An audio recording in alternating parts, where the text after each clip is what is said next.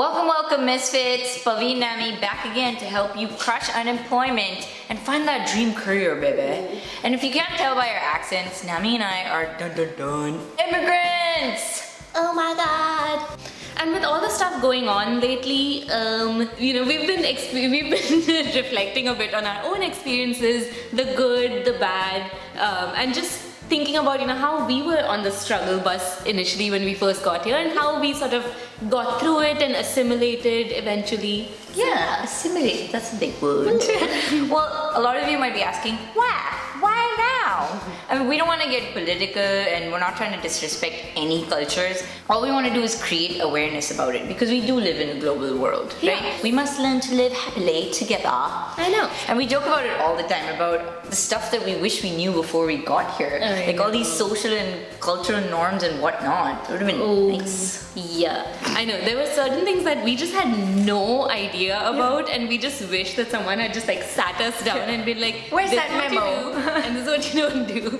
So yeah, we just decided that like we'll take a little break from our usual professional world stuff and just like talk about things that are on our mind. Yep. And if you are like new to America and you just moved here feeling a little lost, well, then keep watching, baby. We got you. And if you're a regular watcher and you just want to learn, more about immigrants and understanding your immigrant co-workers and friends, keep watching too, baby. We got you too. And both huge sets of people, first hit subscribe. Okay, do that now. Because then we can just keep bringing you more good content. And this is actually going to be a continuing series. It'll be a two-part series where we'll talk about our stories and then also just about common things that immigrants should know and then also that Americans should know about immigrants. True. So, Pavi, let's go into our stories a little bit. How was your first experience? When I moved here, so I moved here from Dubai when I was 17, so that was very baby. And I went to an Indian school, so I didn't really have very many mixed cultures in my school. But when I moved here, it was a little rough because I did move from Dubai to College Station, my friends. It is the smallest town ever for someone who moved from Dubai. I had reverse culture shock in terms of everything is so small, they have only one subway, what is this? I was also a lot younger, I was like a year younger than most of the kids who were there. So which at that point makes a huge difference. Now it's like, 1 year, screw that. But yeah, so I couldn't really conform to any of them because I didn't know pop culture, I didn't know the terminologies being used, my accent was confusing. And because of all of those things, I had been corrected so many times on my accent, on the words I used, and the types of things I said, most people wouldn't follow what I was saying, that I kind of started going into a hole. Yeah, it was really hard, and I decided to try dorm room living. And I realized that, that'll help me like interact with kids. I'll probably get better at being socializing and stuff. But I had a food issue because I was I am vegetarian and I couldn't find food easily. Yeah, especially in Texas. Yeah, so I was just like, it's like that beef though. And because of that, I went into like this whole thing where I'm just gonna go to the one community that understands me, and it was the Indian community. So I found off-campus housing with the Indian community. And that was the only way I felt comfortable. I'm not gonna say it's the right or wrong thing to do, but it was right for someone who's so impressionable at that age. But the good thing that happened to me was because I was getting into this hole, the only people that I could relate to were other introverts, like other people who would be like the off special kids that nobody wanted to talk to or nobody was like interested in being friends with. So the ones that actually like led me through school were those people. The other thing that I learned through my experience was because I was that nature at that point in time, and I did do engineering and I worked as an engineer. I did not know that I was not an introvert for the longest time. Wow. I just realized that that's how my path in life was, that I had to be an introvert. I didn't realize until I quit engineering almost that I'm actually not an introvert. It's just life led me to this. Yeah, that's so funny. Now like I can't think of you as an introvert at all because when I've known you socially, like you've just been like, wow. So, but yeah, what about your experience? Oh man, mine was a little cray. So unlike a lot of like my friends, my husband, everyone I know basically came here as an international student. But I came here when I was 12, and this was in 96. Like in the 90s, and especially because I moved to Ohio, in the 90s 90s in Ohio, Indian people were virtually unheard of.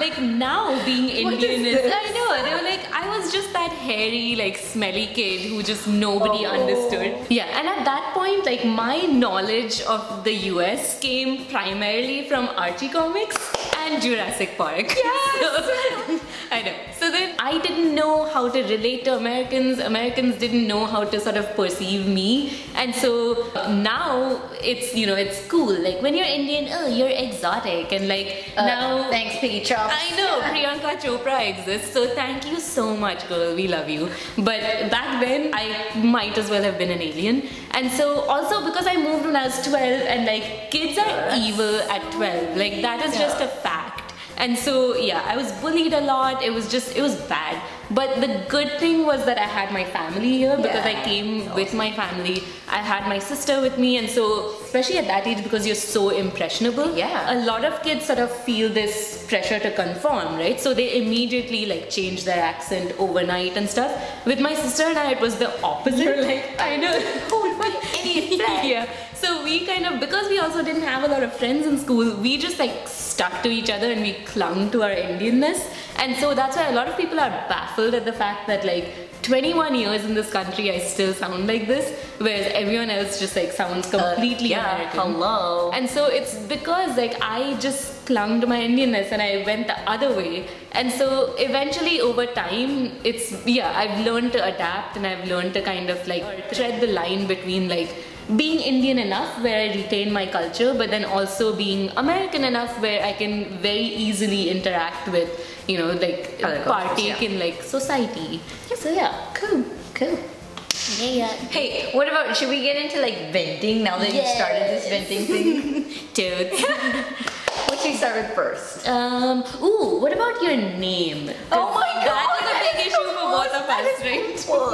So my name is Pavitra, which is not very hard for most Indians to say, but it's a nightmare when you go to a small town called Station, baby. It wasn't easy at all, because I was like, I'm gonna be all kinds of Indian, I'm gonna say Pavitra everywhere, everyone's gonna repeat it just like that. Never happened, never happened. I remember there was one time when I actually had to get my test back, and like the professor was looking at obviously mine, and he just like, he's doing that, and I like stood up and I was like, let's see. And then I had like one kid was like, can we call you P? So I was like, yeah, you know, what 17-year-old doesn't want to be called urine? Yeah. Why not? And then I had this one guy who was like, he just couldn't do it, and he's like, can I just call you Crystal? And I was like, why did you think? All things like, let's just change your name to a stripper. Yeah, no sir. No, I was like you don't know, I already have low confidence. I don't need this right now. So I struggled a lot, and then eventually it transformed to like Pavi, because I was like, oh, everyone can say that. Yeah. But not true.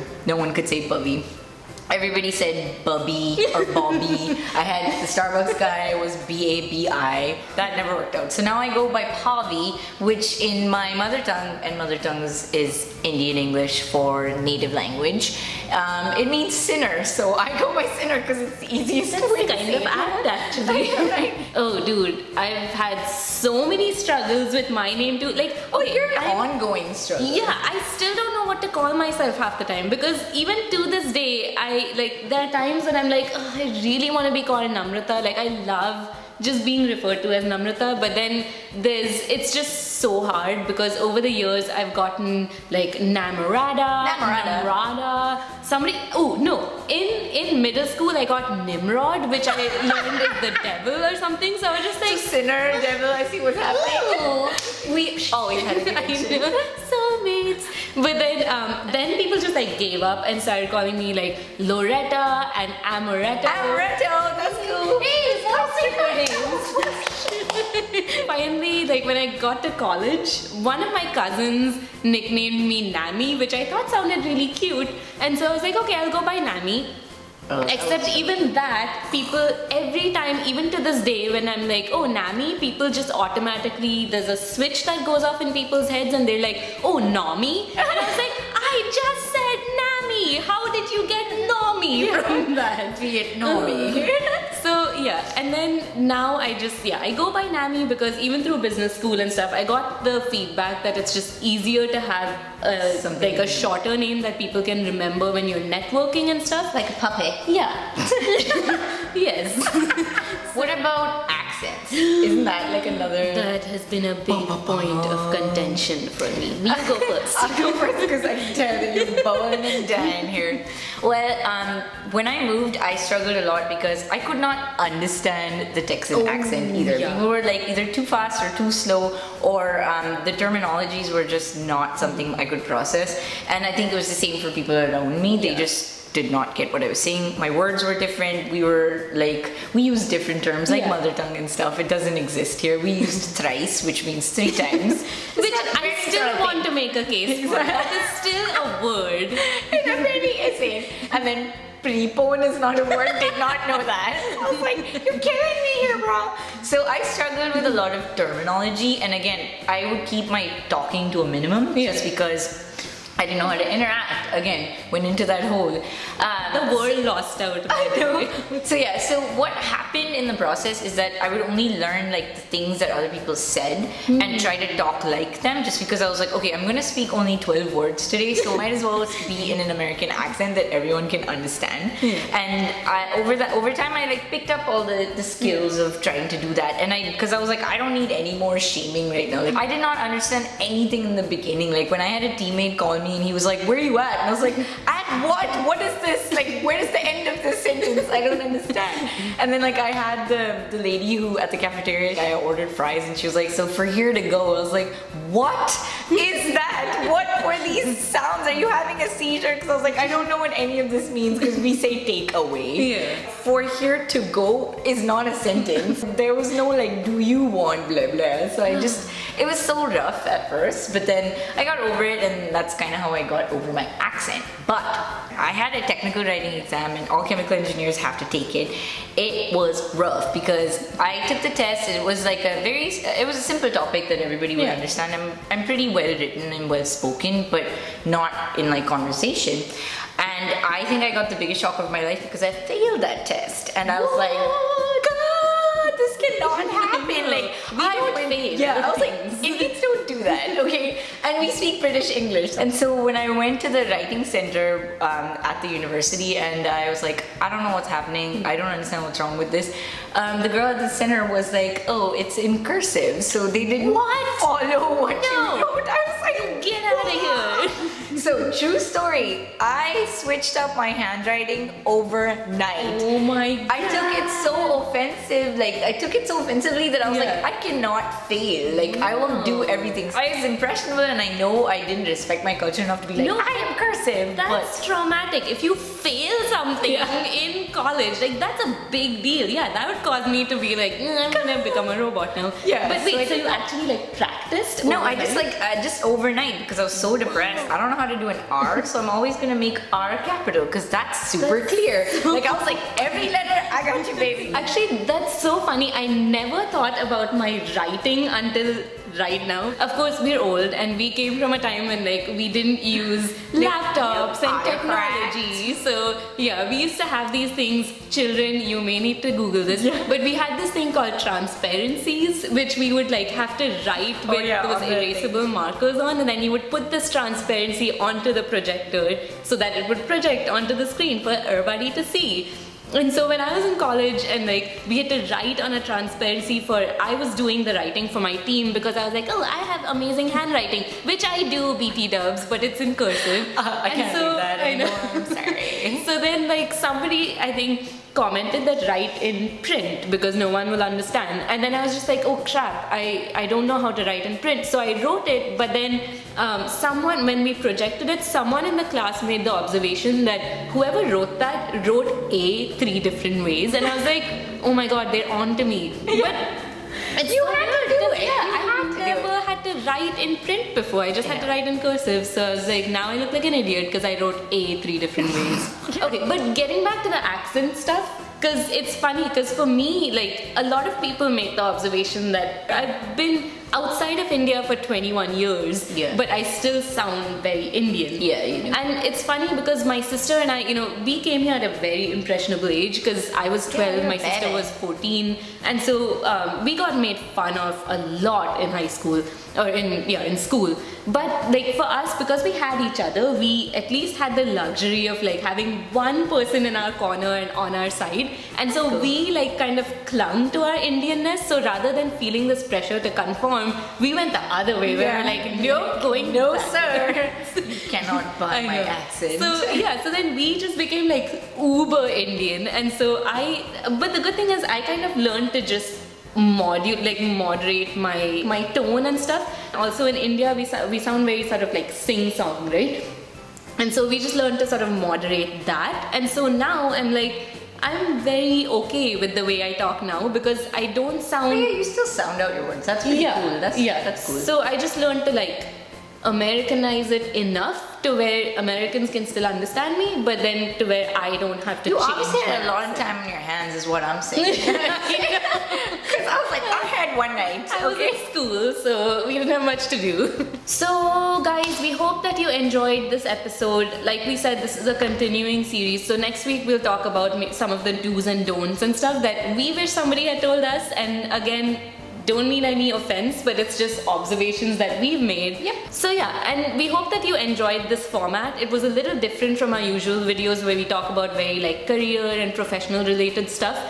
We just thought this time we'd just take a step back and just kind of talk, just be real with you guys and talk about our stories. But yeah, and if you really like what we have to say, please give us a thumbs up, subscribe to our videos, and that would be amazing because that would you like our stuff. Yeah. We're also part of Biz Latte now, which is a new home. Check out our new website. We have a ton of resources for career development, whether you're unemployed, underemployed, or a student. This is the best one-stop shop for you to go to. Bye!